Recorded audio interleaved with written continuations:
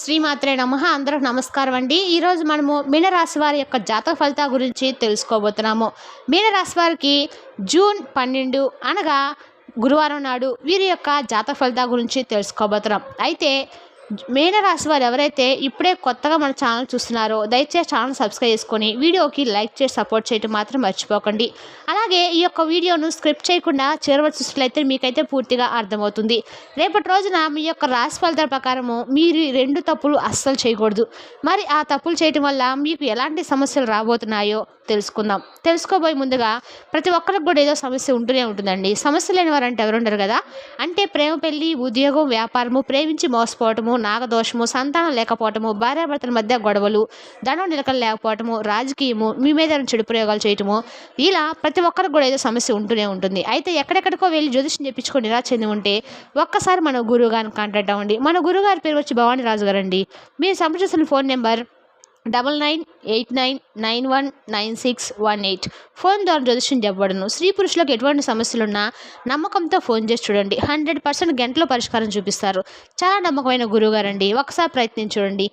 ఇప్పుడు వివరాలకు వస్తే కనుక ఈ రాశి వారికి ప్రతి ఒక్కరికి కూడా నిజంగా చెప్పాలంటే మాత్రము ఆర్థికపరమైన కష్టాలు వచ్చినప్పుడు ఈ దేవతను ఆరాధించడం వల్ల కష్టాల కోసం లక్ష్మీదేవిని ఆశ్రయిస్తామండి.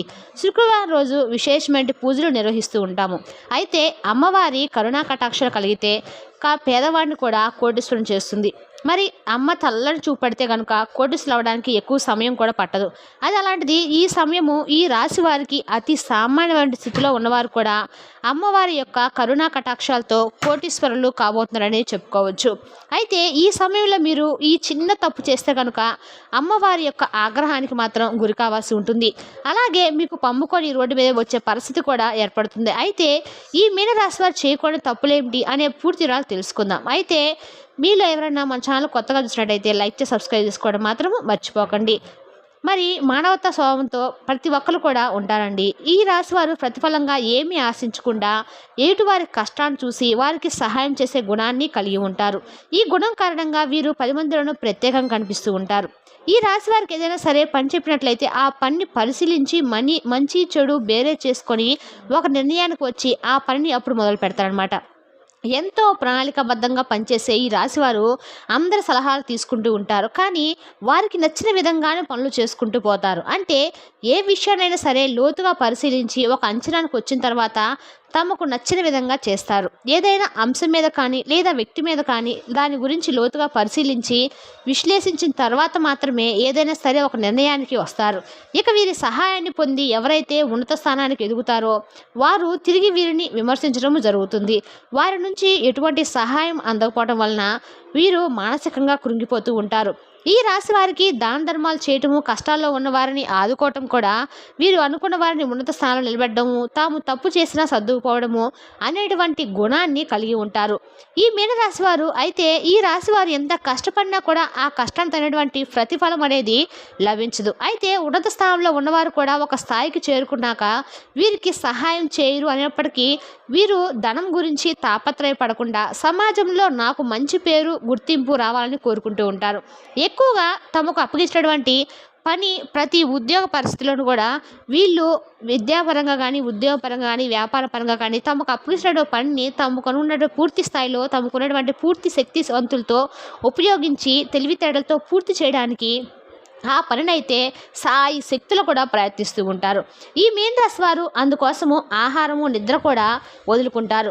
ఈ రాశి వారు ప్రతి ఒక్కరిని కూడా ఒకే విధంగా చూడాలి అని గుణాన్ని కూడా కలిగి ఉంటారు. అంటే డబ్బులు ఉన్న వారిని ఒకలాగా, లేని వారిని ఒకలాగా చూడడం అనేది వీరికి ఇష్టం ఉండదు. అందరూ సమానమే అన్న ఆలోచనని వీరు కలిగి ఉంటారు. అలాగే వీరు అందరినీ నమ్మడం వల్ల జీవితంలో అనేక రకాలైనటువంటి ఇబ్బందిని ఎదుర్కోవాల్సి ఉంటుంది. ముఖ్యంగా మీ చుట్టూ ఉన్నటువంటి పరిస్థితులు, మీ చుట్టూ ఉన్నటువంటి వ్యక్తుల్ని గమనిస్తూ ఉండాలి. వారు ఏ విధంగా ప్రవర్తిస్తున్నారు, వారు ఏ విధమైనటువంటి ఆలోచనలు కలిగి ఉన్నారు అనే అంశాలను కూడా వీరు గమనించాలి. ఈ రాశి వారికి అనేక రకాలైనటువంటి తెలివితేటలు ఉన్నప్పటికీ ఇటువంటి సమయంలో అంటే శత్రులు మోసం చేసే సమయంలో వీళ్ళు ఉపయోగపడకపోవచ్చు. దానికి కారణంగా మీ అతి మంచితనము అవుతుంది. అలాగే మీ శత్రులు మీ పైన దాడి చేసే సమయంలో మీరు ఎత్తుకు పై ఎత్తులు వేయడానికి సిద్ధంగా ఉండండి. ఏదైనా ఇబ్బంది, ఏదైనా సమస్య వచ్చినప్పుడు పరిష్కరించాలంటే మాత్రము మీరు ఒక్కరే పరిష్కరించాలనే నైపుణ్యాన్ని కలిగి ఉండాలి. అలాగే ఈ రాశివారు ధైర్యవంతులని చెప్పాలి. అలాగే స్నేహితులకు ఏ సమస్య వచ్చినా సరే హెల్ప్ చేసే గుణాన్ని కలిగి ఉంటారు. అలాగే వృషభ రాశి వారు తాలో ఉన్నటువంటి ఎదుటివారిని నవ్వించినటువంటి హాస్య చతుర్థం కూడా కలిగి ఉంటారు. అలాగే తమ లక్ష్య సాధన కోసము ఎక్కువగా కష్టపడే తత్వాన్ని కూడా కలిగి ఉంటారు. వీరికి లక్ష్య సాధన పట్ల పూర్తి అవగాహన అయితే ఉంటుంది. కుటుంబం పట్ల వీరి బాధ్యతలను పూర్తిగా సక్రమంగా నిర్వహిస్తూ ఉంటారు. ఇక ఈ రాశివారు చెప్పుకోని విషయాలు నలుగురితో చెప్పుకోవడం వలన అనేక రకాలైనటువంటి ఇబ్బందులకు గురవుతూ ఉంటారు. అందరూ మనవారే అనుకోవడం వలన వీరికి అనేక రకాలైనటువంటి సమస్యలు ఎదురవుతూ ఉంటాయి. కాబట్టి మీకు సంబంధించినటువంటి విషయాల్లో గోప్యతను పాటించండి. ఈ రాశి వారు శక్తివంతులని అధికంగా కలిగి ఉంటారు. వీరు ఎదుటివారిని ఎప్పుడు కూడా నిందించరు. ఎదుటివారి విజయాన్ని చూసి సంతోషపడే గుణాన్ని కలిగి ఉంటారు. ఈ రాశివారు వైవాహిక జీవితంలో ఒడిదుడుకులు వచ్చినా కూడా కలిసిపోయే మనస్తత్వాన్ని కలిగి ఉంటారు. ఈ రాశివారు పిల్లల పట్ల అమితమైన ప్రేమను కలిగి ఉంటారు. ఈ రాశివారు చిన్న చిన్న మనస్పర్ధలకే మీరు ఎక్కువ బాధపడే మనస్తత్వాన్ని కూడా కలిగి ఉంటారనమాట. ఇక ఈ సమయంలో మీకు దైవం అనేది అండగా ఉండడం వల్ల మీరు శుభఫలితాలు అయితే అందుకోబోతున్నారు. వృత్తి, ఉద్యోగ, వ్యాపార పరంగా లాభాలను అయితే చూస్తారు. అలాగే విద్యార్థులు తమ కష్టాలు తగినటువంటి ఈ సమయంలో ప్రతిఫలాన్ని పొందుతారు. ఉద్యోగపరంగా సానుకూలటువంటి మార్పులు అయితే చూస్తారు. గతంలో ఆగిపోయినటువంటి పనులన్నీ కూడా లేదంటే మందంగా సాగినటువంటి పనులన్నీ కూడా ఈ సమయంలో పూర్తవుతాయి.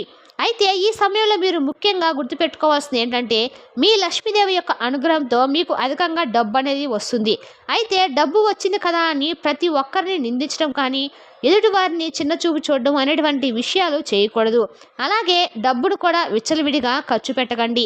ఇలా కనుక మీరు చేస్తే లక్ష్మీదేవిని అవమానించినట్లు అవుతుంది. అలాగే డబ్బు వస్తుంది కదా అని చెడు వ్యసనాలకు మాత్రము బానిసలు అవ్వకండి.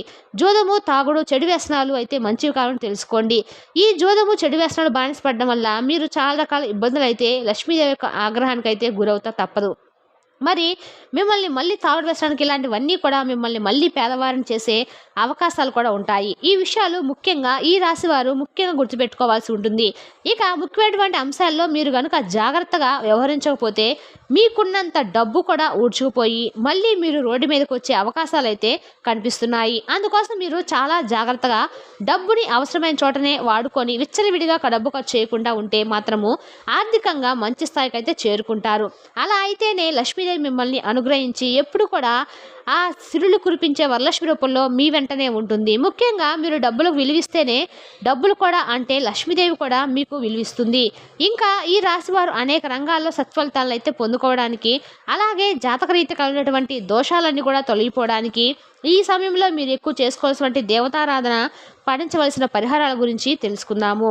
ఈ రాశి వారికి ముఖ్యంగా సుబ్రహ్మణ్యేశ్వర స్వామి ఆరాధన అలాగే లక్ష్మీదేవి ఆరాధన విశేషంగా చేయటం వలన అనేక రకాలైన సమస్యల నుంచి అయితే మీరు బయటపడతారు. అలాగే గురువారం నాడు విష్ణుమూర్తిని ధ్యానించడం వల్ల కూడా మీకు శుభ ఫలితాలు అయితే పొందుతారు. ఇక ఈ రాశివారు గురువులు, పెద్దలు, పూజారులు వంటి వారికి పెద్దల వారికి కాళ్ళకు మనస్ఫూర్తిగా నమస్కరించి వారి యొక్క ఆశీర్వాదాలు తీసుకోవడం వల్ల కూడా ఇలా చేయటం వల్ల మీకు చేపట్టిన ప్రతి పనిలోనూ కూడా మీరు విజయవంతమైతే చేస్తారు. ఈ రాశి వారికి సుందరకాండ పారాయణం చేయటం వల్ల సకల శుభాలు అయితే కలుగుతాయి. అనేక రకాల సమస్యల నుంచి కూడా మీకు విముక్తి అయితే కలుగుతుంది. అలాగే శివారాధన కూడా చేసుకోండి. మీకు వీలు కుదిరితే నిత్యము శివాలయానికి వెళ్ళండి, అభిషేకం చేయించుకోండి. వీలు కాని వాళ్ళు కనీసము శివస్తోత్రమైన పారాయణం చేసుకోండి. వీలు కుదిరట్లే నిత్యం ఇంట్లో దీపారాధన చేసుకోండి. చేసుకున్నాక ఇంట్లో కాసేపు కూర్చొని ధ్యానం చేస్తూ ఓం నమః శివాయ అనే శివ పంచాక్షరి మంత్రాన్ని జపించడం వల్ల మీకు అన్నిసార్లు మనసులో జపించడం వల్ల మీకున్న సమస్యలన్నీ కూడా తొలగిపోతాయి. శుభ ఫలితాలను అందుకుంటారు. ఇలా చేయటం వల్ల మీకు ప్రతి పనిలోనూ వచ్చేటువంటి చిక్కుముళ్ళన్నీ కూడా తొలగిపోతాయి. వాదంతా అవి తొలగిపోయి మీకైతే శుభగా అయితే జరుగుతుంది. ప్రతి శుక్రవారం రోజు లక్ష్మీదేవి విశేషమైనటువంటి పూజతో ఆరాధించడం వల్ల లక్ష్మీదేవి యొక్క అనుగ్రహం అయితే మీకు తప్పక కలుగుతుంది. మరి తెలుసా కానీ మీన రాశి జాతక ఫలితాలను తిరిగి రేపటి వీడియోలో మళ్ళీ కలుసుకుందాం. Thank you for watching.